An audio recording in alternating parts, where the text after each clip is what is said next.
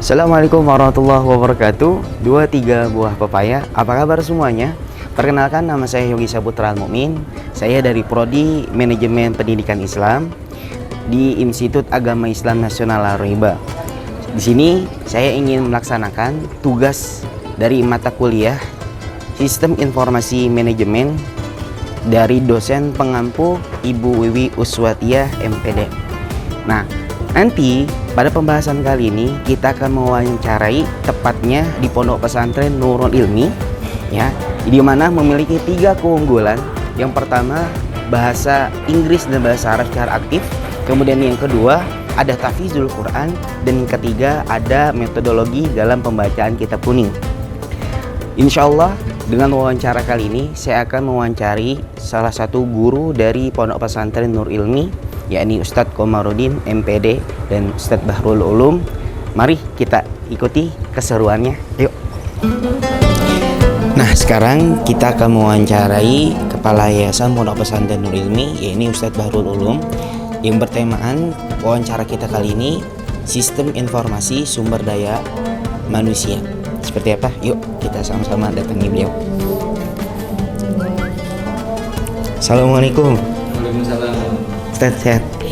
Alhamdulillah sehat. Silakan. Nah, baik Ustadz, di sini Yogi ingin bertanya, wawancarai mengenai tentang informasi manajemen yang ada di Pondok Pesantren ini tentang sumber daya manusianya. Oke, siap. Jadi pertanyaan pertama, apa saja fungsi utama dari sistem informasi sumber daya manusia yang saat ini digunakan di Pondok Pesantren Nurul Ilmi, Ustadz? Oh iya.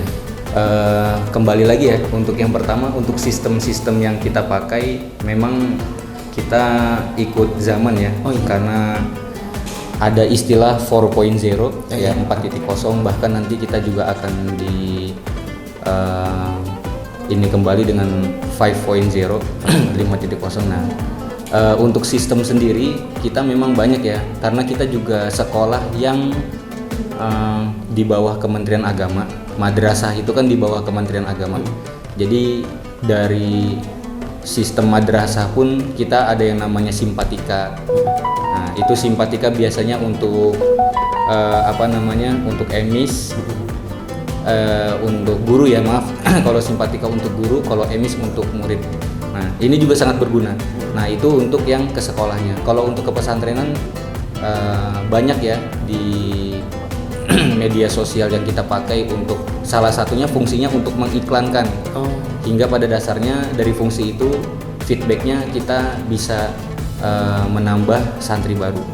Nah, jadi fungsi utama itu kita bagi dulu, ada yang ke sekolahan, ada yang ke pesantrenan. Kalau untuk ke sekolahan sendiri kita ikut yang dari pemerintah, Kementerian Agama. Di situ ada simpatika, ada emis, ada asesmen dan lain sebagainya. Dan untuk ke pesantrenan kita ada YouTube, Instagram, ya kan, Facebook, Sama website. ya website. Oke. Dan pertanyaan kedua, Ustadz, bagaimana sistem ini membantu dalam pengelolaan data staf dan guru di pondok pesantren? Menurut saya sangat membantu ya. Sangat membantu. Sangat membantu sekali untuk pengelolaan data terkait ke sekolahan. Jadi untuk data siswa atau data guru itu sudah pasti tersimpan dengan baik, gitu kan. Kalau di luar itu memang mungkin kita masih pakai sistem manual lah, seperti Excel atau Word untuk menyimpan data-data guru-guru atau siswa. Tapi kita didukung dari sistem pemerintah, Kementerian Agama, ada simpatika dan emis, itu sangat membantu. Nah, yang ketiga, Ustadz, sejauh mana sistem ini terintegrasi dengan sistem lain di pondok pesantren seperti sistem keuangan dan sistem akademiknya? Oh iya, balik lagi kalau untuk berbicara tentang sistem ini, ya apalagi tadi pertanyaannya dibagi menjadi sistem keuangan dan akademik. Nah, kalau sistem keuangan memang setiap sekolah yang terakreditasi dan dia terdaftar di pemerintah, dia punya yang namanya dana bos, ya, bantuan operasional sekolah. Nah, untuk sistem dana bos sendiri yang berkaitan dengan keuangan, nah itu sangat terintegrasi karena kan berkaitan dengan RKAM ya, rencana anggaran, terus ada LPJ-nya, itu semua sudah terintegrasi dengan SISDM ini. Kalau untuk sistem akademik sama ya, seperti ada asesmen nasional yang dilaksanakan di kelas pertengahan, di kelas 8 dan kelas 11. Nah, jadi menurut saya sangat terintegrasi. tadi berbicara tentang bagaimana data guru disimpan dan diamankan dalam sistem ini, Ustaz. Ketika kita berbicara tentang simpatika yang berkenaan dengan guru, pasti di situ ada password kan, Password. dan ID-nya. Nah, menurut saya dalam penyimpanan ini aman. Berarti setiap guru ada ID-nya gitu. Punya ID-nya. Nah, jadi admin punya ID dan setiap guru juga punya ID. Dan pastinya ini disimpan aman lah. Nah, untuk sistem ini bagaimana cara mengelola penilaian kinerja guru tersebut, Ustaz? Oh iya, balik lagi karena kita sekolah yang terintegrasi dengan Kementerian Agama, nah, pasti berkaitan dengan pemerintah pusat dan pemerintah daerah terkait pendidikan.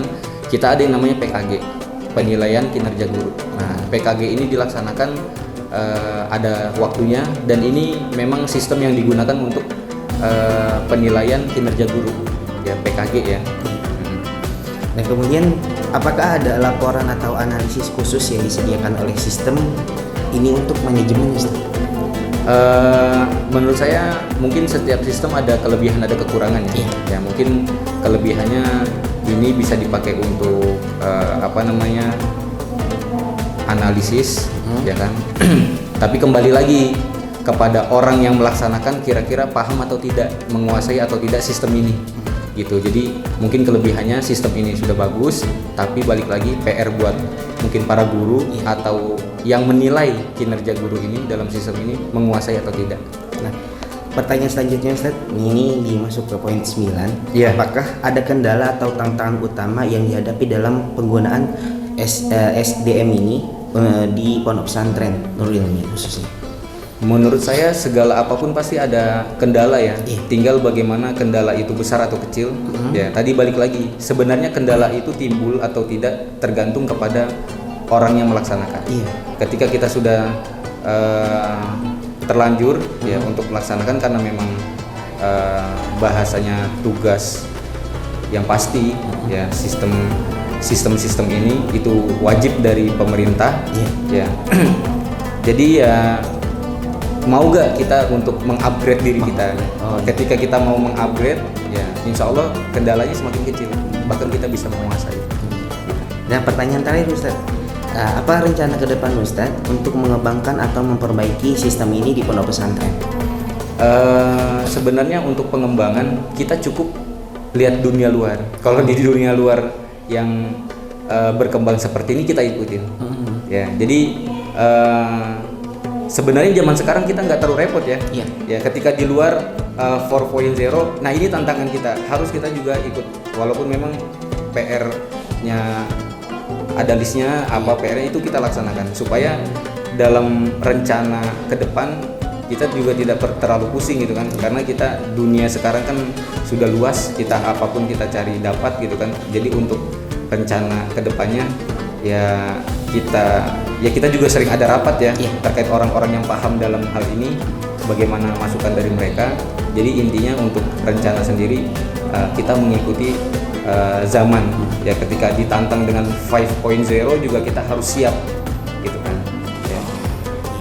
Mungkin itu aja pertanyaan. Terima kasih atas waktunya. Sama-sama, terima kasih atas kesempatannya kali ini. Oke teman-teman, telah kita dengarkan bersama bahwa sistem informasi manajemen sumber daya manusia ya, dengan judul sumber daya manusia, itu sangat membantu sekali menjalankan sistem yang ada di pondok pesantren. Maka yang telah kita dengarkan tadi pemaparan atau penjelasan dari Ustadz Bahrul Ulum sebagai ketua yayasan atau kepala yayasan pondok pesantren Nurul Ilmi. Oke teman-teman, jadi dari hasil wawancara tadi dari Ustadz Bahrul Ulum dapat disimpulkan bahwa sistem informasi manajemen ini khususnya pada sumber daya manusia sangat membantu sekali teman-teman ya dalam menjalankan operasional yang ada di pondok pesantren atau lembaga atau instansi tertentu. Jadi diharapkan kepada teman-teman semuanya pada wawancara kali ini dapat menambah pengetahuan kita dalam memahami sistem informasi manajemen yang diajarkan oleh Ibu Wiwi Uswatiyah. Mungkin itu saja yang dapat saya sampaikan.